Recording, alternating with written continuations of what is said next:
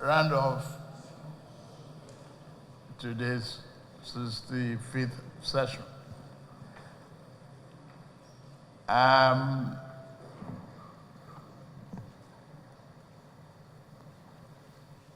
Having a renewed mandate, I will request Mr.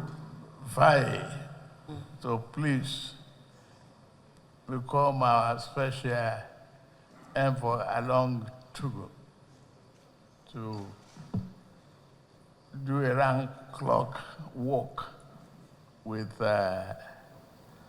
our brothers in Mali, Burkina Faso, and Niger, and coordinate with me if necessary, and with the commission.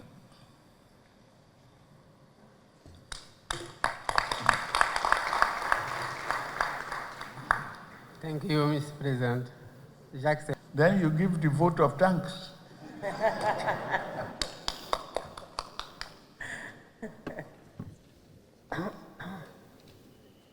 Now then, I've accepted to continue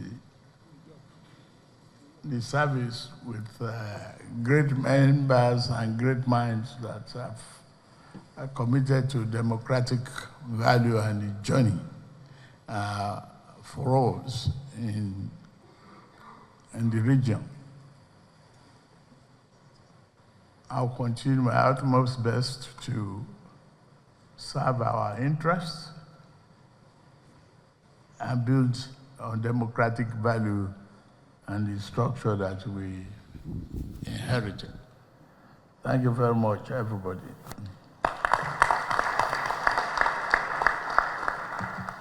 Thank you very much.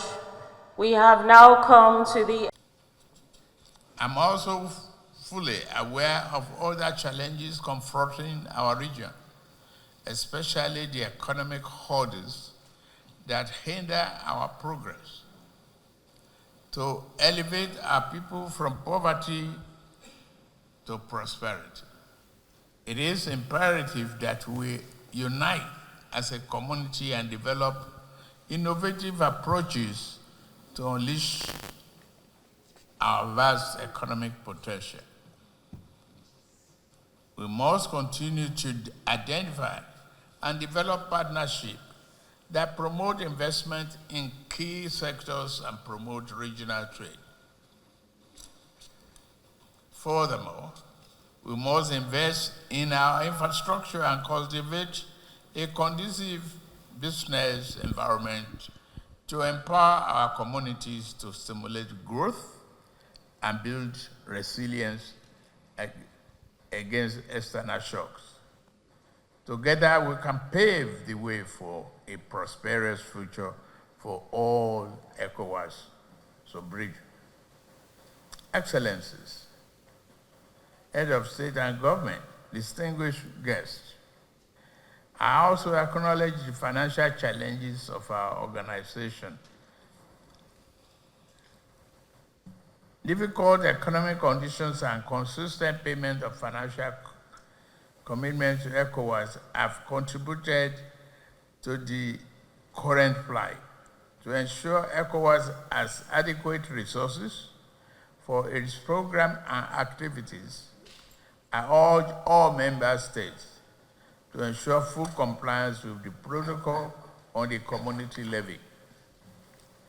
Nigeria, under my leadership, is committed to leading by example by remitting its collected levies to the organization.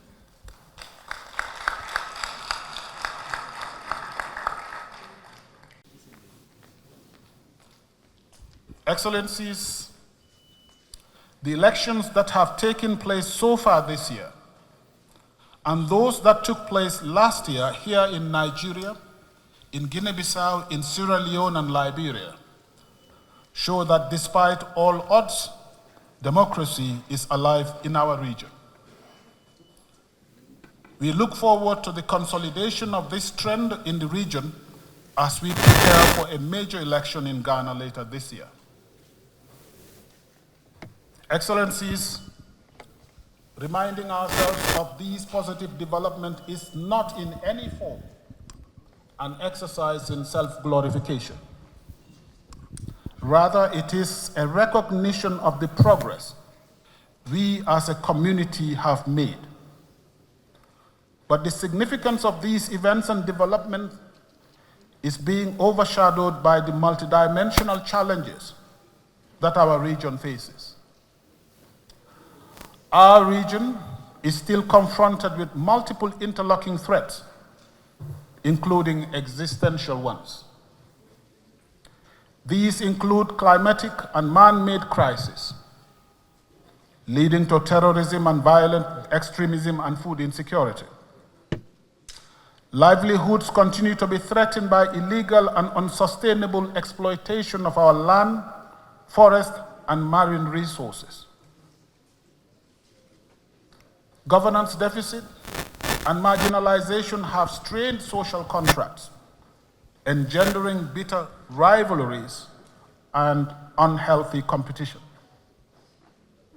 To complicate the situation, our region has become the arena of geostrategic and geopolitical rivalries and the theater of misinformation and disinformation that engenders mistrust among and within communities and undermines social cohesion.